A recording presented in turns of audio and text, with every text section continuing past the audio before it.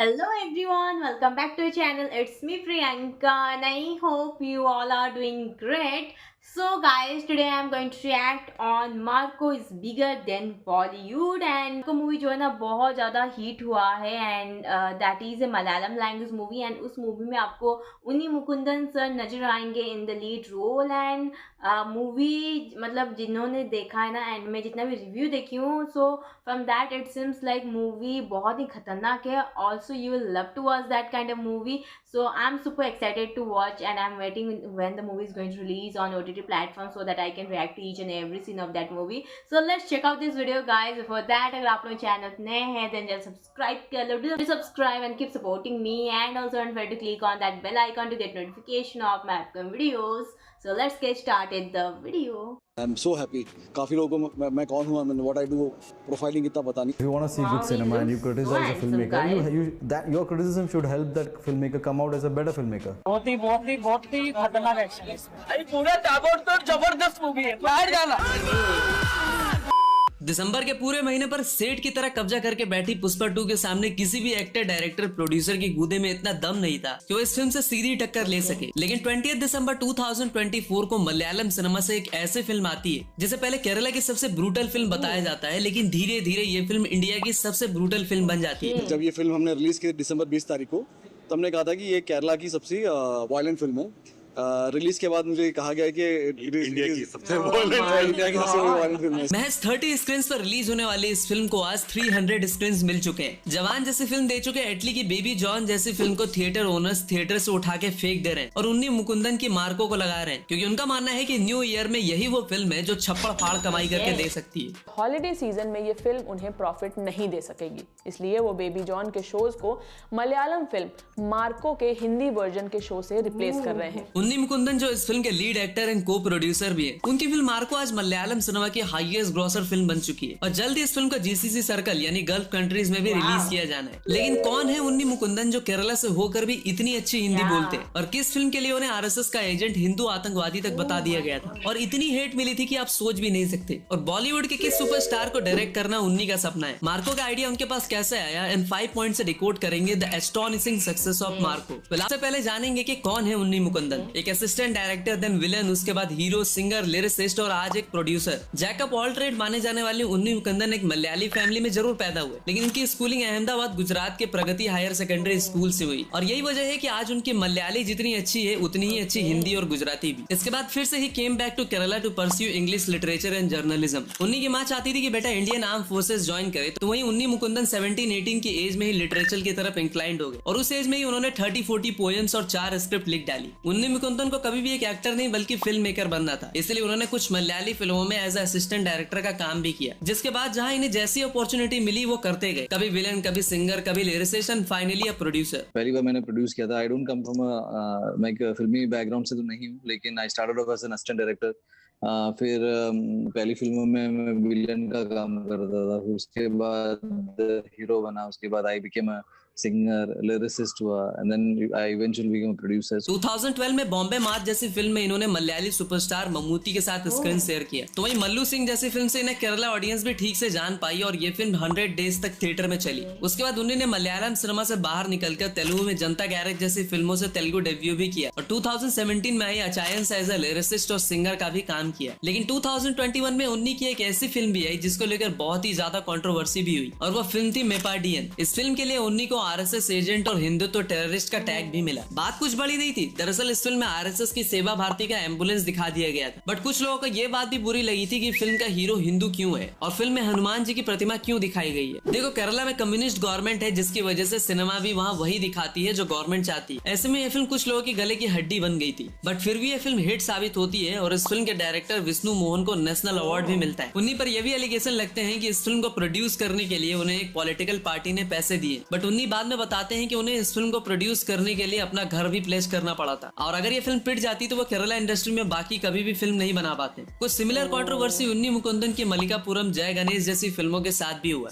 उन्हीं के कुछ वेल विशर्स ने उन्हें सजेस्ट भी किया कि आप गलत इंडस्ट्री में अपना टैलेंट शो करने की कोशिश कर रहे हैं. देखो, उन्नी मुकुंदन का चाइल्डहुड गुजरात में गुजरा, जिसका इम्पैक्ट उनके लाइफ पर भी काफी ज्यादा हुआ और उन्होंने फिल्मों के मीडियम से अपने कल्चरल रूट्स को हमेशा रिप्रेजेंट करने की कोशिश की और बिना डरे ऑलवेज अपनी बात रखी. फिर चाहे वो कश्मीर फाइल्स को सपोर्ट सपोर्ट करना हो या फिर केरला लेजिस्लेटिव असेंबली के स्पीकर एएन शमसीर जिन्होंने गणेश जी का मजाक बनाया था उन्हें कंडेम करना। अब तक आप अच्छे से समझ चुके होंगे कि उन्नी मुकुंदन कौन है। तो अब बात करते हैं कि मार्को का आइडिया उनके पास कैसे आया और ये फिल्म कैसे बनी and the reason behind the phenomenal success of Marco. 2024 में मंजूमल बॉयज, द गोट लाइफ, ब्रह्म युगम, आवेशन जैसी काफी सारी मूवीज देखकर मलयालम सिनेमा ऑलरेडी दिखा चुकी थी कि 30-40 करोड़ में भी वर्ल्ड क्लास सिनेमा कैसे बनाया जा सकता है। लेकिन जहां आवेशम के फहाद फाजिल को भी ऑडियंस कहीं ना कहीं पुष्पा से जानती थी, तो आडू जीवितम के सुकुमारन को भी ऑलरेडी पब्लिक पहचानती थी। और पिछले साल आई पैन इंडिया फिल्म सालार में भी वो दिखे थे। लेकिन मार्को के जितने भी कैरेक्टर्स थे हिंदी वर्ल्ड के लिए सारे के सारे बिल्कुल ही नए फेसेस थे। फिर भी हिंदी ऑडियंस का इतना प्यार इन्हें मिला, उसका सबसे बड़ा रीजन था exposure to the international cinema. एक टाइम पर इंडिया में ब्रुटैलिटी नाम की चीज से सिनेमा को बिल्कुल ही दूर रखा जाता था। सिचुएशन ऐसी थी कि 16 में गब्बर के हाथ काटने के बाद ब्लड का एक ड्रॉप भी गिरते हुए नहीं दिखाया गया था, क्योंकि मूवी मेकर्स का परसेप्शन ऐसा था कि फिल्मों को फैमिली ऑडियंस देखने आती है, तो हम ब्रुटैलिटी फिल्मों में कैसे दिखा सकते हैं। इस मिथ को सबसे पहले तोड़ा राम गोपाल वर्मा ने 2010 में आई फिल्म रक्त चरित्र से। इस फिल्म में उन्होंने जिस लेवल की ब्रुटैलिटी दिखाई दैट वाज एक्स्ट्रा ऑर्डिनरी। उसके बाद इंडियन ऑडियंस ने पहली बार जब Terminator 2, 300, wrong turn series, GOT, John Wick, Red वगैरह देखी तो उन्हें समझ में आया कि भाई ब्रूटल फिल्मों का भी एक जॉनर होता है जो कि इंडिया में उस टाइम पर मिसिंग था।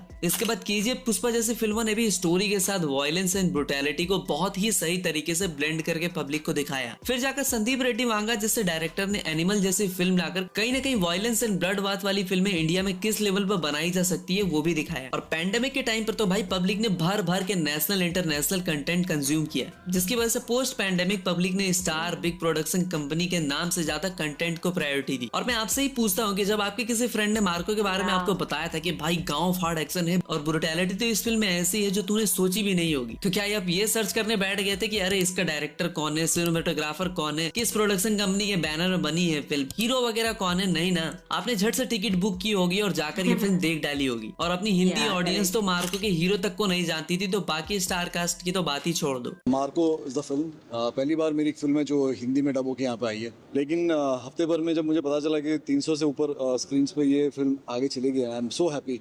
काफी लोगों को मैं कौन हूँ, व्हाट आई डू, प्रोफाइलिंग कितना। और कुछ इस तरह ऑडियंस ने हर मूवी को चांस देना स्टार्ट कर दिया है, और यही रीजन है कि मार्को जैसी फिल्म आज 30 स्क्रीन से हफ्ते भर में 300 स्क्रीन पर जा चुकी है। लोग ढूंढ ढूंढ कर अपने नियरेस्ट थिएटर में जाकर ये फिल्म देख रहे हैं। और मैं इसी अप्रोच की बात कर रहा था, जहां अब ऑडियंस को थिएटर तक लाने के लिए किसी सुपरस्टार, डायरेक्टर या प्रोड्यूसर की नहीं बल्कि पावर पैक कंटेंट की जरूरत है। और अगले पॉइंट में हम यही जानेंगे कि मार्को ने ऐसा क्या अलग किया जिससे इस फिल्म को इतना तगड़ा रिस्पॉन्स मिला। तो इस फिल्म के कंटेंट पर बात करने से पहले आपको 6 years back I'd done a movie called Mikhail and I played a part called Marco in it. So me and Hanif Andeni, the writer director, thought it definitely has a sequence, a possibility of getting a sequel done. Over the period of time, we were convinced that this is the right time to go ahead with the project.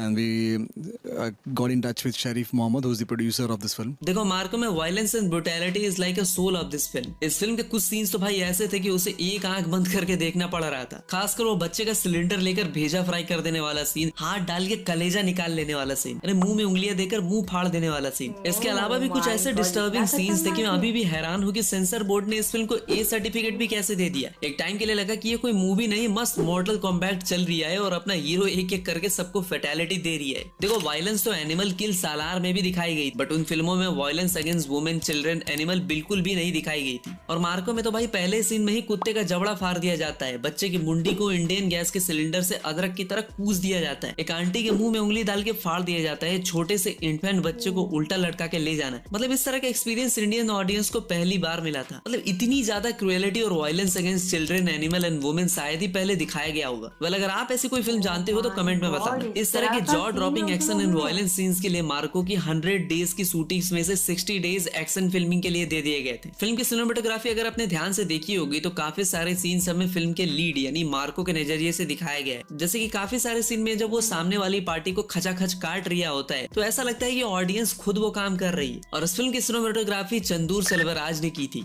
Film का वो hall वाला scene या corridor में जहाँ सारे villains cockroach की तरह आते ही रहते हैं, रुकने का नाम ही नहीं लेते। ये काफी सारे आइकॉनिक सीन ही इस फिल्म के सक्सेस का सबसे बड़ा रीजन भी है। इस फिल्म में मार्को का कैरेक्टर चलो ग्रे कैरेक्टर है, लेकिन इस फिल्म का असली प्रोटैगनिस्ट कैरेक्टर ब्लाइंड विक्टर होता है, जो अपने दोस्त वसीम को बचाने के लिए अपनी जान तक दांव पे लगा देता है। अपना भाई मार्को जो कि अडॉप्टेड चाइल्ड होता है, फिर भी उसे अपना भाई मानता है, उसे फैमिली के बीच डिफेंड करता है, लेकिन अंत में उसे मर्सीलेसली हाइड्रोफ्लोरिक एसिड में डुबा के मार दिया जाता है। वेल, आपको भी मार्को का म्यूजिक इतना अपीलिंग और कहीं ना कहीं सुना सुना लग रहा था ना, क्योंकि इस फिल्म के बीजीएम को भी उसी इंसान ने कंपोज किया है जिसने केजीएफ एंड सालार में बीजीएम दी थी। अरे मैं रवि बसरूर जी की बात कर रहा हूँ। आपने अगर नोटिस किया हो या नहीं, लेकिन एनिमल किल मार्को में वायलेंस एंड खून खच्चर के अलावा एक चीज जो कॉमन होती है वो थी इमोशन एंड फैमिली। और क्यों ये चीज किसी भी वायलेंट फिल्म के लिए सबसे ज्यादा जरूरी है, आइए इस पर भी थोड़ी सी बात करते हैं। देखो, एनिमल में हमें दिखाया जाता है कि रणविजय शुरुआत में काफी शांत और आज्ञाकारी बालक होता है, लेकिन जब बात उसकी बहन पे आती है तो वो सीधा शॉर्ट गन लेके उसके कॉलेज चला जाता है। और उसके अपने ही कजिन्स एंड फैमिली से पंगे होने का रीजन भी उसकी फैमिली और उसके लाइफ का सबसे इंपॉर्टेंट इंसान यानी उसके पापा ही होते हैं, जिस पर जब गोली चलती है तब वो अपने असली अवतार में आता है। किल मूवी में भी नोटिस करने वाली बात ये होती है कि फर्स्ट पार्ट में अपने लक्ष्य यानी अमृत राठौड़ के कैरेक्टर में वो लोगों के हाथ पांव तोड़ रहा होता है, लेकिन वो एक मैनियक साइकोपाथ तब बनता है जब उसकी गर्लफ्रेंड को जान से मार दिया जाता है। इसलिए सेकंड हाफ में वो जिस ब्रूटल वे में सबको मारना स्टार्ट करता है वो काफी भयंकर होता है। ऐसे कौन मारता है बे?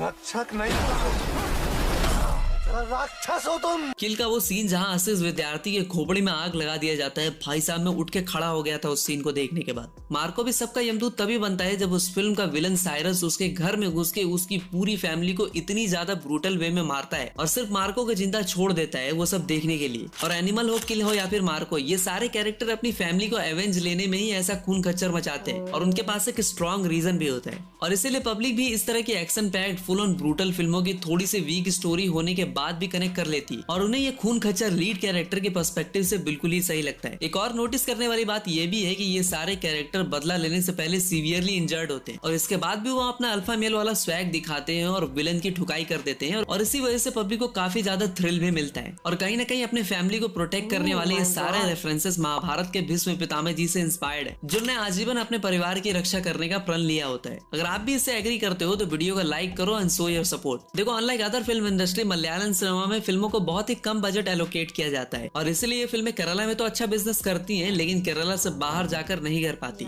इसी साल मंजुमल बॉयज जैसी मलयाली फिल्म जिसने एक महीने के भीतर ही 200 करोड़ का कलेक्शन कर लिया था, उसे जस्ट 20 करोड़ के बजट में बनाया गया था। प्रेमालू जैसी मलयाली फिल्म जिसने 150 करोड़ का कलेक्शन किया था, उसे भी महज 3 करोड़ के बजट में बनाया गया था। फहाद फाजिल के आवेशम जैसी फिल्म को भी बनाने में सिर्फ 30 करोड़ खर्च हुए थे। मार्को जैसी एक्सपेरिमेंटल फिल्म जो कि क्लास सिनेमा के लिए जानी जाने वाली इंडस्ट्री में एक प्योर मास मसाला फिल्म होती है, उसे 30 करोड़ के बजट में काफी रिस्क लेकर बनाया गया था। Primarily because a lot of money was invested and it's not the kind of cinema that kind of comes out of Malayalam cinema. So I was quite skeptical that it might get attention from outside Kerala, but within Kerala it might get these red flags kind of thing. But stunningly it opened with the biggest numbers in my career.